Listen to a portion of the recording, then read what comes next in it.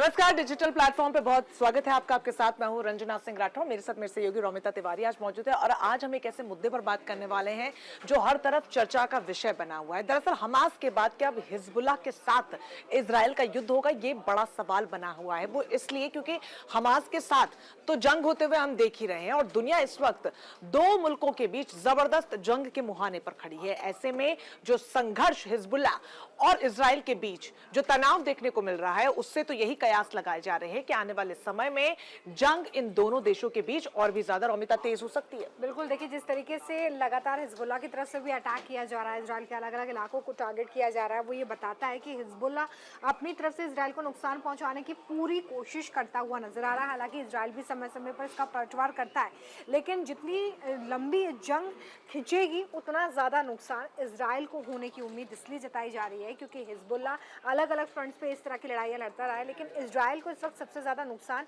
होने की उम्मीद जो है वो दिख रही है। हिजबुल्लाह की तरफ से पिछले कई समय से हम देखें, हमास के मोर्चे पर तो इजराइल वैसे भी परेशान नजर आ ही रहा था, लेकिन हिजबुल्लाह की तरफ से भी जिस तरीके से इस फाइट को अब लड़ा जा रहा है तो आर पार के मूड में नजर आ रहा है इस वक्त हिजबुल्लाह। और ये कितना महत्वपूर्ण हो जाता है इजराइल के लिए कि इस पूरी जंग में वो बने रहे और किस तरीके से पलटवार करे। हमारे साथ हमारे सहयोगी सुमित हैं। सुमित, तो बताइए कि इजराइल इस वक्त जिस रणनीति के साथ आगे बढ़ रहा है, क्या वो हिजबुल्लाह को मुंहतोड़ जवाब देने में कामयाब हो जाएगा? देखिए, हिजबुल्लाह की ताकत को हम कम करके नहीं आंक सकते। इजराइल और हिजबुल्लाह के बीच में एक युद्ध हो चुका है 2006 में और वो करीब 35-34 दिन वो युद्ध चला था और उस युद्ध में कोई जीता नहीं था। तब से लेकर अब तक हिजबुल्लाह की ताकत काफ़ी ज़्यादा बढ़ चुकी है और मुझे लगता है कि हिजबुल्लाह जो नॉन स्टेट एक्टर है, क्योंकि उसको कोई कंट्री नहीं कहा जा सकता, वो एक मिलिशिया है, तो वो जितना पावरफुल है उतना कोई ज़्यादा मिलिशिया पावरफुल इस समय दुनिया में नहीं है। हिजबुल्लाह के पास काफ़ी अच्छी उसकी मिसाइल पावर हो चुकी है, 1.5 लाख के आसपास लड़ाके हैं। जिस तरीके से हमास के साथ इजराइल युद्ध लड़ रहा है और उसको पीछे धकेल रहा है, मुझे लगता है हमास से कई गुना ज़्यादा पावरफुल हिजबुल्लाह है। और इजराइल जो युद्ध करने की बात कर रहा है या जो बात हो रही है कि इजराइल युद्ध करेगा, उसकी वजह ये है कि हिजबुल्लाह ने उसको काफ़ी ज़्यादा परेशान कर दिया है। अगर हम मैप पे देखें तो जो इजराइल का उत्तरी हिस्सा है वो लेबनान से मिलता है। लेबनान के बहुत बड़े पार्ट पर हिजबुल्लाह का कब्जा है। तो वहाँ से जब से हमास के साथ युद्ध शुरू हुआ है, गाज़ा पट्टी में जो युद्ध शुरू हुआ है वो दक्षिण में है, तब से हिजबुल्लाह लगातार रॉकेट्स वहाँ पर दाग रहा है और इजराइल को अपनी बहुत बड़ी आबादी का हिस्सा, करीब 1 लाख के आसपास लोगों को वहाँ से हटाना पड़ा, डिस्प्लेस करना पड़ा।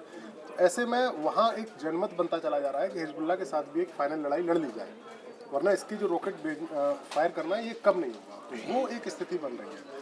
ऐसे में अब जब इजराइल उस पर हमला करेगा तो फिर हिजबुल्लाह भी जवाब देगा और ये कॉन्फ्लिक्ट पूरा का पूरा मिडिल ईस्ट में ज़्यादा बढ़ जाएगा। और ये परेशानी अमेरिका को भी है क्योंकि मिडिल ईस्ट वो इलाका है रंजना जहाँ से दुनिया में एनर्जी की सप्लाई का एक बहुत बड़ा हिस्सा वहीं से जाता है। पेट्रोल, डीजल या जो नेचुरल गैस है उसका बहुत बड़े भंडार वहाँ पर है। और ऐसे में अगर पूरे इलाके में तनाव फैलता है तो फिर पूरी दुनिया के लिए ये चिंता की बात है। बिल्कुल सुमित, और साथ ही ये भी समझने वाली बात होगी क्योंकि जिस तरीके से हमले किए जा रहे हैं, हिजबुल्लाह को तब से हम देख रहे हैं जब हमास के साथ जंग हो रही थी, हूती विद्रोही हिजबुल्लाह उनकी एंट्री हो गई और उसके बाद अब ताजा हालिया जो तस्वीरें और खबरें सामने आ रही हैं कि इजराइल ने जवाबी कार्रवाई की है और इजराइल का यह दावा भी है कि हमास के साथ युद्ध और संघर्ष जब खत्म हो जाएगा तो उसके बाद लेबनान में हिजबुल्लाह पर अटैक पूरी तरीके से कर सकता है, यानी कि पूर्णतः जंग की शुरुआत हम देख सकते हैं। और एक संकेत अमेरिका ने भी दिया है कि इजराइल के समर्थन और सपोर्ट के लिए, सहयोग के लिए युद्धपोत भी भेज दिया, यानी कि बैकफुट से तैयारी पूरी नजर आ रही है। और ये अमेरिका शायद हर देश के साथ युद्ध में करता हुआ नजर आता है, ये रणनीति उसकी रहती हाँ, है। अमेरिका की कोशिश रहती है कि दूसरों के देशों के साथ दूसरों की जमीन पर युद्ध लड़ा जाए, अपनी जमीन पर कुछ नहीं ना हो। देखिए, हिजबुल्लाह को अगर हम ऐसे समझें कि हिजबुल्लाह, अमेरिका को आशंका शुरू से थी कि हमास के साथ जो झगड़ा शुरू हुआ इजराइल का, अमेरिका को आशंका थी कि हिजबुल्लाह इस लड़ाई में कूदेगा। और अमेरिका को पता है कि अगर हिजबुल्लाह पूरी ताकत के साथ लड़ने आता है तो फिर इजराइल के लिए बचना थोड़ा मुश्किल होगा, क्योंकि हिजबुल्लाह अकेला नहीं है। आप ऐसे समझिए कि उस इलाके में ये सारे ईरान की तरफ से खड़े किए गए मिलिशिया है, चाहे वो हूती विद्रोही हो, हिजबुल्लाह हो, हमास तो खैर पहले से था, लेकिन हिजबुल्लाह, हूती विद्रोही और सीरिया और इराक के अंदर भी कई ऐसे छोटे छोटे मिलिशिया हैं जिनको ईरान सपोर्ट करता है और ईरान ने इन्हें नाम भी दिया हुआ है एक्सिस ऑफ रेजिस्टेंस। तो वो जो लोग हैं, इनसे अमेरिका को डर है कि ये इजराइल पर अगर चारों तरफ से हमला करेंगे तो फिर जो खाड़ी के बाकी देश हैं उनकी सिंपैथी भी इन्हीं के साथ रहेगी, वो इजराइल के नेचुरली अगेंस्ट है। उस लिहाज से जब से हमास के साथ लड़ाई शुरू हुई थी तभी भूमध्य सागर में या लाल सागर में इन जगह पर अमेरिका ने अपने युद्धक बेड़ों को भेज दिया था ऐसी किसी भी इवेंचुअलिटी से निपटने के लिए।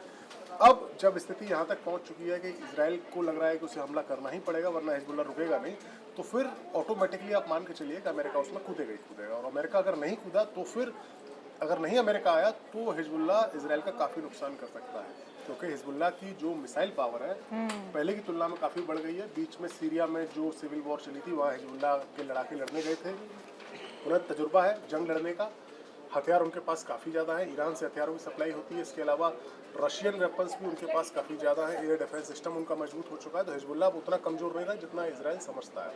अगर हिजबुल्लाह को मात देनी होगी इजराइल को तो बड़े पैमाने पर एक ऑल आउट वॉर होगी। ऑल आउट वॉर अगर होगी तो वहाँ पर अमेरिका को इन्वॉल्व होना ही पड़ेगा। ये मुझे जो सिनेरियो नज़र आ रहा है। तो अभी जो पर्दे के पीछे से अमेरिका मदद कर रहा है, आपको लगता है कि इस पूरे फ्रंट पे जब लड़ाई सामने आमने सामने की लड़ाई होगी तो अमेरिका खुलकर सामने आएगा या उसकी वही भूमिका रहेगी जैसे रूस और यूक्रेन युद्ध में? रोमिता, लेकिन इसमें अब अमेरिका ये चेतावनी खुलकर दे भी चुका है, मतलब यूरोपीय देश भी इसमें शामिल है। अमेरिका और यूरोपीय देशों का कहना है कि अगर वो इजराइल पर अटैक करता है हिजबुल्लाह और एक खुले में युद्ध का ऐलान करता है तो उसके नतीजे भुगतने के लिए हिजबुल्लाह तैयार है। हाँ बिल्कुल, और अमेरिका तो पक्का इन्वॉल्व होगा और खुलकर इन्वॉल्व होगा। आप ये देखिए कि हिजबुल्लाह कोई कंट्री नहीं है। हिजबुल्लाह एक लेबनान के एक हिस्से में इनकी सत्ता है, इनका एक मिलिशिया है। और जो लेबनान, आप लेबनान का स्ट्रक्चर समझिए कि लेबनान में आबादी जो है ना वो मिली जुली है।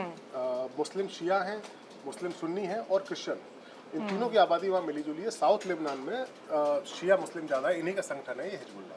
तो वहाँ एक मिलीजुली सरकार रहती है, गठबंधन की सरकार रहती है जिसमें हिजबुल्लाह भी पार्टिसिपेट करता है सरकार में, उसके मंत्री भी। लेकिन ओवरऑल हिजबुल्लाह एक नॉन स्टेट एक्टर है।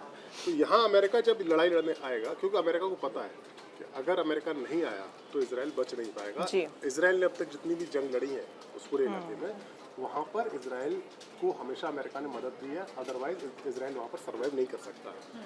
ये कहानी। तो अगर हिजबुल्लाह आएगा तो बाकी हूथी विद्रोही भी आएंगे, बाकी नॉन स्टेट एक्टर्स जितने हैं, मिलिशिया है वो आएंगे, ईरान का सपोर्ट रहेगा। और फिलहाल जो जियोपॉलिटिकल सिचुएशन है उसमें आप देखिए कि चाइना भी सपोर्ट कर सकता है, रशिया भी सपोर्ट कर सकता है। और रशिया का जो वैगनर ग्रुप है वो तो हिजबुल्लाह के साथ कंधे से कंधा मिलाकर सीरिया की लड़ाई में लड़ भी चुका है।